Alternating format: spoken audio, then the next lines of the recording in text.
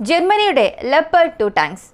ഈ Russia Ukraine യുദ്ധത്തിൽ ആദ്യമായി ജർമ്മനി എന്ന രാജ്യം ലെപ്പേർഡ് ടാങ്ക് ഉക്രൈൻ നൽകാൻ പോകുന്നു എന്ന് പറഞ്ഞപ്പോൾ ലോകം മുഴുവനും അത് വലിയ ആശ്ചര്യമുണ്ടാക്കി. കൂടാതെ ഒരു വലിയ പ്രതീക്ഷയും നൽകി. കാരണം യൂറോപ്യൻ യൂണിയനിലുള്ള രാജ്യങ്ങളിൽ വെച്ച് വളരെ ശക്തിയാർന്ന ഒരു ടാങ്ക് ലെപ്പേർഡാണ്. ഇത്രത്തോളം ഈ ഒരു ടാങ്കിനെ ശക്തിയേറിയതാക്കി മാറ്റിയത് ജർമ്മനിയുടെ സാങ്കേതിക വിദ്യയും കൂടാതെ യൂറോപ്പിലെ കാലാവസ്ഥയ്ക്കും ഭൂപ്രദേശത്തിനും അനുയോജ്യമായ രീതിയിൽ ഈ ഒരു ടാങ്ക് രൂപകൽപ്പന ചെയ്തിരിക്കുന്നത് കൊണ്ടാണ്. ഇങ്ങനെ ഒരു ടാങ്ക് ഉക്രൈനിലേക്ക് വരാൻ പോകുന്നു എന്ന് പറഞ്ഞപ്പോൾ തന്നെ ഒരുപാട് പേർ ഒരു കാര്യം പറഞ്ഞു. തീർച്ചയായും ഈ ടാങ്ക് അകത്തേക്ക് വരുമ്പോൾ റഷ്യയുടെ സേനയെ തടഞ്ഞു നിർത്തുക മാത്രമല്ല, റഷ്യയുടെ ടാങ്ക്സിനെ എല്ലാം തകർക്കുകയും ചെയ്യുമെന്ന്. ഇത്രയേറെ പ്രതീക്ഷയോടുകൂടി വന്ന ഈ ജർമ്മനിയുടെ ടാങ്ക് വന്നതിന് ശേഷം ഈ പറഞ്ഞതുപോലെയൊക്കെ സംഭവിച്ചോ, അല്ലെങ്കിൽ എന്തെങ്കിലും മാറ്റമുണ്ടായോ എന്നൊരു ചോദ്യം വരികയാണെങ്കിൽ അതിനുള്ള ഉത്തരം വളരെ ലളിതമാണ്. ജർമ്മനിയുടെ ടാങ്ക് ഉക്രൈനിലേക്ക് വരുന്നതിന് മുൻപ് നൽകപ്പെട്ട ഒരുപാട് പ്രസ്താവനകൾ ഒരു വശത്ത് ജർമ്മനി എന്ന നാടിനെ വലിയൊരു കൊടുമുടിയിലേക്ക് കയറ്റിവെച്ചാലും ഉക്രൈനിലേക്ക് ഈ ടാങ്ക് കളമിറങ്ങി അത് പ്രവർത്തിക്കാൻ തുടങ്ങിയപ്പോൾ ആ ടാങ്ക് ഇതിനകം നേടിയെടുത്ത പേരും പ്രശസ്തിയും എല്ലാം താഴാൻ തുടങ്ങി. ഇപ്പോൾ മറ്റൊരു കാര്യം കൂടെ സംഭവിച്ചു. 3 ദിവസത്തെ ഗ്യാപ്പിൽ M1 അബ്രാംസ് ടാങ്ക്, ജർമ്മനിയുടെ ലെപ്പേർഡ് 2 ഇവയെ റഷ്യയുടെ T-72 ടാങ്ക് ഒറ്റ റീജിയണിൽ വെച്ച് തകർത്തു. ഈ ഒരു സംഭവത്തെക്കുറിച്ചാണ് ഈ വീഡിയോയിലൂടെ നമ്മൾ വ്യക്തമായി അറിയാൻ പോകുന്നത്.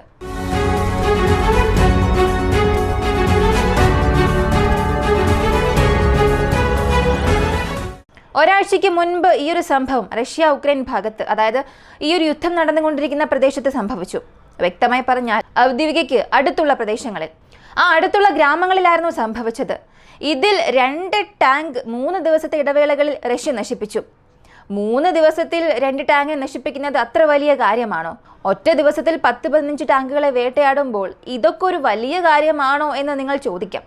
എന്നാൽ ഇവിടെ ഏത് ടാങ്ക് നശിപ്പിക്കപ്പെട്ടു എന്നുള്ളതാണ് പ്രധാനപ്പെട്ട കാര്യം. കൂടാതെ നിങ്ങൾ പറയുന്നത് പോലെ 2 ടാങ്ക് അല്ല, ഒരു 10-20 ടാങ്ക് അല്ലെങ്കിൽ ഒരു ദിവസം 100 ടാങ്ക് നശിപ്പിക്കപ്പെട്ടാൽ പോലും മൊത്തം അവരുടെ പക്കൽ എത്ര ടാങ്ക് ഉണ്ട് എന്ന കണക്കാണ് ശ്രദ്ധിക്കേണ്ടത്. ഇപ്പോൾ ഒരു സൈന്യത്തിൻ്റെ പക്കൽ 10,000 ടാങ്ക് ഉണ്ടെന്ന് കരുതുക. അതിൽ ഒരു ദിവസം ഒരു 100 ടാങ്ക് നഷ്ടപ്പെടുത്തിയാൽ ആ സൈന്യത്തിന് അത് വലിയ നഷ്ടമേ അല്ല. അതേസമയം 100 ടാങ്ക് വെച്ചിരിക്കുന്ന ഒരു സൈന്യം, അതാര് തന്നെ ആയാലും, അവരുടെ പക്കൽ മൊത്തത്തിൽ ഒരു 100 മാത്രമേ ഉള്ളൂ. അതിൽ 10 എണ്ണത്തെ നഷ്ടപ്പെടുത്തിയാൽ അത് ആ സൈന്യത്തിന് വലിയൊരു നഷ്ടം തന്നെയാണ്. അപ്പോൾ ഉക്രൈൻ്റെ പക്കൽ ടാങ്ക് ഒന്നും ഇല്ല എന്ന് ചോദിച്ചാൽ അവരുടെ പക്കൽ ടാങ്ക് ഉണ്ട്. എന്നാൽ അത് ഏത് ടാങ്കാണ്? സോവിയറ്റ് റഷ്യ നിർമ്മിച്ച ആ ഒരു രീതിയിലുള്ള പീരങ്കി ഉക്രൈൻ്റെ പക്കലുണ്ട്. എന്നാൽ പാശ്ചാത്യ നാടുകൾ നൽകിയ ലെപ്പേർഡ് ടാങ്ക്സ് ആയാലും അതിലും പ്രധാനമായ M1 അബ്രാംസ് ഒക്കെ വളരെ കുറവെണ്ണം മാത്രമേ ഉള്ളൂ. ലെപ്പേർഡ് പോലും പ്രശ്നമില്ല, അവരുടെ പക്കൽ ഒരു ഡബിൾ ഡിജിറ്റിൽ അവർക്ക് മാനേജ് ചെയ്യാൻ കഴിയുന്ന അളവിലുണ്ടെന്ന് പറയാം. പക്ഷേ M1 അബ്രാംസ് അമേരിക്ക നൽകിയ ഈ ഒരു പീരങ്കി സിംഗിൾ ഡിജിറ്റ് പോലും അവരുടെ പക്കൽ ഉണ്ടാകില്ല, മുഴുവനായും നശിപ്പിക്കപ്പെടും എന്ന് പറയുന്ന രീതിയിൽ ഇന്ന് വരെയും ഒരു 6-7 ടാങ്കുകൾ ഔദ്യോഗികമായി നഷ്ടപ്പെട്ടിട്ടുണ്ട്. ആദ്യം M1 അബ്രാംസ് നശിപ്പിക്കപ്പെട്ട ആ ഒരു സംഭവത്തെക്കുറിച്ച് കാണാം, അതിനുശേഷം ലെപ്പേർഡിലേക്ക് പോകാം. M1 അബ്രാംസ് ഇതേ ഭാഗത്ത് ഔദ്യോഗിക പ്രദേശത്താണ്. ലെപ്പേർഡ് ടാങ്ക് നശിപ്പിക്കുന്നതിന് 2 ദിവസങ്ങൾക്ക് മുൻപാണ് M1 അബ്രാംസിനെ നശിപ്പിച്ചത്. M1 അബ്രാംസ് തകർന്ന് അടുത്ത 2 ദിവസം കഴിഞ്ഞ് ലെപ്പേർഡിനെയും നശിപ്പിച്ചു. M1 അബ്രാംസിനെ സംബന്ധിച്ച് ഇതിനെ വേട്ടയാടിയതും റഷ്യയുടെ T-72B3 ആണ്. ഈ T-72 എങ്ങനെയാണ് ഇതിനെ വേട്ടയാടിയത്? ആ ഒരു ചോദ്യം നിങ്ങൾക്ക് വരാം. കാരണം T-72 ഒരുപാട് വിമർശനങ്ങൾക്ക് ഇരയായിട്ടുണ്ട്. ഈ അമേരിക്കയുടെ പത്രമാധ്യമങ്ങൾ പോലും വിമർശിച്ചിട്ടുണ്ട്. മ്യൂസിയത്തിൽ വയ്ക്കേണ്ട ടാങ്കുകളെല്ലാം കൊണ്ടുവന്ന് യുദ്ധക്കളത്തിലേക്ക് കൊണ്ടുവരുന്നുവെന്ന്. പഴയ ഇരുമ്പ് തൂക്കി വെക്കുന്ന കടകളിലെ വസ്തുക്കളെല്ലാം, ആക്രിക്കടയിലെ വസ്തുക്കളെല്ലാം എടുത്തുകൊണ്ടുവന്ന് റഷ്യ യുദ്ധത്തിൽ ഉപയോഗിക്കുന്നുവെന്ന് വിമർശിച്ചു. നോക്കുക, ഈ ടാങ്ക് എത്രയോ വർഷങ്ങൾക്ക് മുൻപ് രൂപപ്പെടുത്തിയതാണ്. അതിനുശേഷം യാതൊരു അപ്ഗ്രേഡും അതിൽ ചെയ്തിട്ടില്ല എന്നൊക്കെ റഷ്യ ഈ ഒരു യുദ്ധത്തിൽ ഈ ടാങ്കുകളെ ഒരുപാട് ഉപയോഗിക്കുമ്പോൾ വലിയൊരു വിമർശനമായിരുന്നു പാശ്ചാത്യ മാധ്യമങ്ങൾ നടത്തിയത്. എന്നാൽ അടുത്ത് സംഭവിച്ചത് എന്താണെന്ന് അറിയണ്ടേ? പല വീഡിയോസിൽ നമ്മളത് കാണാറുണ്ട്, ഡ്രോൺ ഫുട്ടേജിലൂടെ ഒരു ടാങ്കിനെ നശിപ്പിച്ചത്, അല്ലെങ്കിൽ ലാൻഡ് മൈൻസ് വഴി നശിപ്പിച്ചത്. എന്നാൽ നേരിട്ട് ഈ പീരങ്കികൾ ഏറ്റുമുട്ടുന്ന യുദ്ധം എന്നത് വളരെ വിരളമായിരുന്നു. അങ്ങനെ നടന്ന സംഭവങ്ങൾ നമ്മൾ കണ്ടിട്ടുണ്ട്, അതിനുള്ള വീഡിയോസ് നമ്മൾ നൽകിയിട്ടുണ്ട്. അതുപോലൊരു സംഭവമാണ് ഇവിടെ നടന്നത്. നേർക്കുനേർ ഈ leopard tanks, T-72 tanks, Abrams tank ഏറ്റുമുട്ടുന്നു. രണ്ടും പ്രത്യേകം. എബ്രാംസ് ടാങ്കും T-72 ടാങ്കും, മറ്റൊരു വശത്ത് ലെപ്പേർഡും T-72.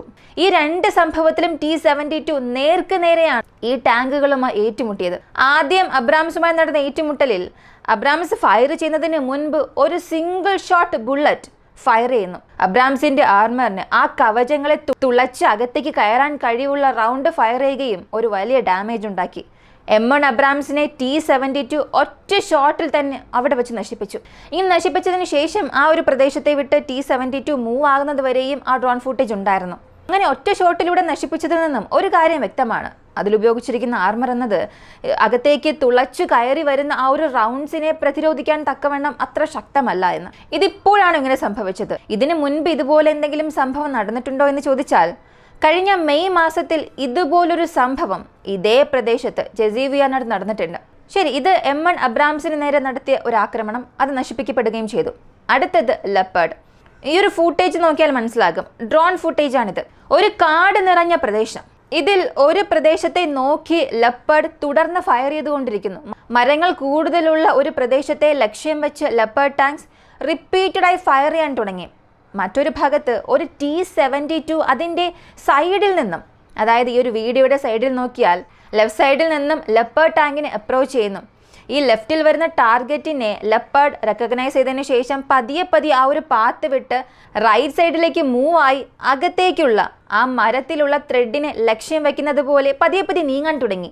എന്നാൽ പെട്ടെന്ന് ആ മരങ്ങൾക്ക് നടുവിൽ നിന്നും ഒരു വലിയ പൊട്ടിത്തെറിയോടുകൂടി ഒരു ബുള്ളറ്റ് ലെപ്പേർഡിനെ നോക്കി വരുന്നു. അത് ലെപ്പേർഡിൽ പതിച്ച അടുത്ത സെക്കൻഡ്, മൈക്രോ സെക്കൻഡ്സിൽ തന്നെ ഈ ലെപ്പേർഡ് മുഴുവനായും പൊട്ടിത്തെറിക്കുന്നു. ഇവിടെ ഒരു കാര്യം ശ്രദ്ധിച്ചാൽ മനസ്സിലാകും, അല്ലെങ്കിൽ അതിൻ്റെ സ്ക്രീൻഷോട്ട് ഞാനിവിടെ നൽകാം. കാരണം ഇത്രയും സെൻസിറ്റീവായ വീഡിയോസ് നമുക്കിവിടെ നൽകാൻ കഴിയില്ല. ഇതിൽ മെനുവർ ചെയ്യുന്നതിൽ ലെപ്പേർഡിന് ചില പ്രശ്നങ്ങൾ വന്നിരുന്നു. ഓപ്പോസിറ്റിൽ ഒരു ടാങ്ക് എൻഗേജ് ചെയ്യുമ്പോൾ, അതുപോലെ ഫ്രണ്ടിൽ ഒരു ടാങ്ക് ഉള്ളപ്പോൾ അതിൻ്റെ മൂവ്മെൻറ്റ്സിൽ ചില പ്രശ്നങ്ങൾ ഉണ്ടായി. അതിനുള്ള കാരണം എന്തെന്ന് ചോദിച്ചാൽ ലെപ്പേർഡിനെ സംബന്ധിച്ച് T-72വിനേക്കാളും ഹെവി ആയിട്ടുള്ളൊരു ടാങ്കാണ് ഈ T-72. ഇപ്പോഴുള്ള റഷ്യയുടെ അപ്ഗ്രേഡഡ് ടാങ്ക്സ്, ഇവയിൽ നിന്നും ഉക്രൈൻ നൽകിയിട്ടുള്ള ഈ ഒരു വേരിയൻറ്റ് കുറച്ച് ഹെവി ആയിട്ടുള്ളൊരു ടാങ്കാണ്.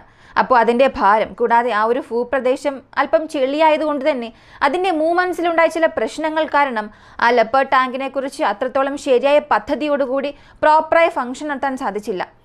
അത് ശരിയായി മനസ്സിലാക്കിയ T-72 എങ്ങനെയാണോ അബ്രാംസിനെ സിംഗിൾ ഷോട്ടിലൂടെ തകർത്തത്, അതുപോലെ ഈ സ്ഥലത്ത് ഒറ്റ ഷോട്ടിലൂടെ ലെപ്പേർഡിനെ വീഴ്ത്തി. ഇതിൽ ഒരു വലിയ പ്രശ്നം ലെപ്പേർഡിനെ സംബന്ധിച്ച് വരുന്നത് സമയമാണ്. ലെപ്പേർഡിന് ഈ ഒരു ടൈം ഗ്യാപ്പ് കിട്ടാത്തതാണ് പ്രശ്നം. അതിന് കാരണം T-72 എന്ന റഷ്യയുടെ ഈ ഒരു പീരങ്കിയിൽ ഓട്ടോ ലോഡർ എന്ന മെക്കാനിസം ഉണ്ട്.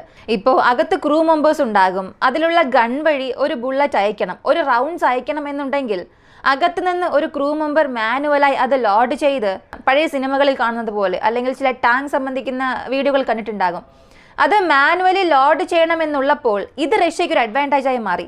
കാരണം റഷ്യ ഈ മെക്കാനിസം അല്ല ഉപയോഗിക്കുന്നത്, അവർക്ക് ഓട്ടോമാറ്റിക് ആയിട്ടുള്ള ലോഡർ ഉണ്ട്. ഒരു റൗണ്ട് ഫയർ ചെയ്തതിന് ശേഷം വീണ്ടും അതിനുള്ളിൽ ബുള്ളറ്റ് സെറ്റ് ചെയ്യാനായി അകത്ത് തന്നെ ഓട്ടോമാറ്റിക് മെക്കാനിസം ഉണ്ട്. പക്ഷേ അടുത്ത ഭാഗത്ത് ലെപ്പേർഡ് 2വിൽ ആ ഒരു മെക്കാനിസം ഇല്ല. ഓട്ടോ ലോഡറിന് പകരം ഒരു വ്യക്തി അകത്തിരിക്കും. ഓരോ റൗണ്ടിലും ഇവർ ബുള്ളറ്റ് അകത്തേക്ക് വയ്ക്കേണ്ടതായി വരും. അപ്പോൾ ഇതവർക്ക് ഒരുപാട് സമയമെടുക്കുന്ന ഒരു കാര്യമായി മാറും. ഇപ്പോൾ 1 മിനിറ്റിൽ റഷ്യ അടുത്ത റൗണ്ട്സ് റെഡിയാക്കിയാൽ മറുവശത്തുള്ള ലെപ്പേർഡിനെ കൊണ്ട് കൂടുതൽ ഒരു 30-40 സെക്കൻഡ് വേണ്ടി വരും. ഈ ഒരു ടൈം ഗ്യാപ്പാണ് T-72 പ്രയോജനപ്പെടുത്തിയത്. ആ റീലോഡിംഗ് ടൈമിൽ കറക്റ്റായിട്ട് അവർ മെനുവർ ചെയ്യുന്ന സമയത്ത് T-72 അതിൻ്റെ വീക്കസ്റ്റ് പോയിന്റിൽ വെച്ച് ആക്രമിച്ചു. റഷ്യ ഈ ലെപ്പേർഡ് 2വിനെ മുൻപ് ക്യാപ്ചർ ചെയ്തപ്പോൾ പലരും പറഞ്ഞിരുന്നു, റഷ്യ ഇതുപയോഗിച്ച് എന്താണ് ചെയ്യാൻ പോകുന്നത്, അവർക്കിത് എന്ത് പ്രയോജനമാണുള്ളത്, ഇത് സ്റ്റഡി ചെയ്തിട്ട് റഷ്യക്ക് എന്ത് കിട്ടാൻ പോകുന്നു, ഇങ്ങനെ ഒരുപാട് ചോദ്യങ്ങൾ വന്നിരുന്നു. ഒരു ടാങ്ക് ഒരു രാജ്യം ക്യാപ്ചർ ചെയ്യുന്നു, അത് റിവേഴ്സ് എഞ്ചിനീയറിംഗ് ചെയ്യുന്നു, അല്ലെങ്കിൽ അതിൻ്റെ മെറ്റീരിയൽസ് പഠിക്കുമ്പോൾ അതിൻ്റെ വീക്കസ്റ്റ് പോയിന്റ് എവിടെയാണ്, എവിടെ ആക്രമിച്ചാൽ അതിനെ പെട്ടെന്ന് തകർക്കാൻ സാധിക്കുമെന്നുള്ള എല്ലാ കാര്യങ്ങളും പഠിക്കാൻ സാധിക്കും. അപ്പോൾ ഒരു ഡ്രോൺ ആക്രമണം ആ വീക്കസ്റ്റ് പോയിന്റിനെ ലക്ഷ്യമിട്ട് നടത്തിയാൽ, അല്ലെങ്കിൽ ഇതുപോലൊരു ടാങ്ക് വേഴ്സസ് ടാങ്ക്, പീരങ്കി വേഴ്സസ് പീരങ്കി യുദ്ധത്തിൽ ഈ സ്ഥലത്ത് ലക്ഷ്യമിട്ട് ആക്രമിച്ചാൽ നമുക്ക് പെട്ടെന്ന് തന്നെ വീഴ്ത്താൻ കഴിയും എന്നുള്ള രീതിയിൽ ആ പിൻ പോയിന്റ് ആക്യുറസിയോടുകൂടി ആക്രമിക്കുമ്പോൾ ശത്രുക്കളെ പെട്ടെന്ന് വീഴ്ത്താനുള്ള സാധ്യത കൂടുതലാണ്. അതേ കാര്യം തന്നെയാണ് ഇവിടെയും നടന്നിരിക്കുന്നത്. അപ്പോൾ ഇവിടെ T-72 3 ദിവസത്തെ ഗ്യാപ്പിൽ പാശ്ചാത്യ നാടുകൾ നൽകപ്പെട്ട വളരെ പ്രധാനപ്പെട്ട 2 ടാങ്കുകൾ നശിപ്പിച്ചു. ഞാൻ വീണ്ടും പറയുന്നു, ഉക്രൈൻ്റെ പക്കൽ റഷ്യ ടാങ്ക് ഒരുപാടുണ്ട്. അതായത് സോവിയറ്റ് റഷ്യ കാലത്തെ ടാങ്കുകൾ ഒരുപാടുണ്ട്. അത് നഷ്ടപ്പെടുത്തിയാൽ ഉക്രൈൻ വലിയ നഷ്ടമായേ തോന്നില്ല. എന്നാൽ വളരെ ലിമിറ്റഡ് സോഴ്സ് മാത്രമുള്ള, വളരെ കുറവ് എണ്ണമുള്ള ഈ പാശ്ചാത്യ നാടുകൾ നൽകിയിട്ടുള്ള ആയുധങ്ങൾ ഒന്ന് നഷ്ടപ്പെടുത്തിയാൽ പോലും അതവർക്ക് ഒരുപാട് നഷ്ടമുണ്ടാക്കും, എണ്ണം വളരെ കുറവായതുകൊണ്ട്. അപ്പോൾ കൂടുതൽ ആയുധങ്ങൾ ഉള്ളപ്പോൾ അതിൽ ചില യൂണിറ്റ്സ് നഷ്ടപ്പെടുന്നതിനും കുറച്ച് ആയുധങ്ങൾ വച്ചുകൊണ്ട് അതിൽ ഒരു യൂണിറ്റ് നഷ്ടപ്പെടുത്തുമ്പോൾ അത് ആ സൈന്യത്തിന് വലിയൊരു പ്രത്യാഘാതം തന്നെ ഉണ്ടാക്കും. അതേ കാര്യം തന്നെയാണ് ഉക്രൈന് സംഭവിച്ചുകൊണ്ടിരിക്കുന്നത്. ഈ ഒരു വീഡിയോയെക്കുറിച്ചുള്ള നിങ്ങളുടെ അഭിപ്രായം കമൻറ്റിൽ പറയുക. വീഡിയോ ഇഷ്ടമായ ലൈക്ക് ചെയ്യുക, ഷെയർ ചെയ്യുക. നമ്മുടെ ചാനൽ ആദ്യമായി കാണുന്നവരാണെങ്കിൽ മറക്കാതെ സബ്സ്ക്രൈബ് ചെയ്ത് സപ്പോർട്ട് ചെയ്യുക. മറ്റൊരു വീഡിയോയുമായി വീണ്ടും കാണാം.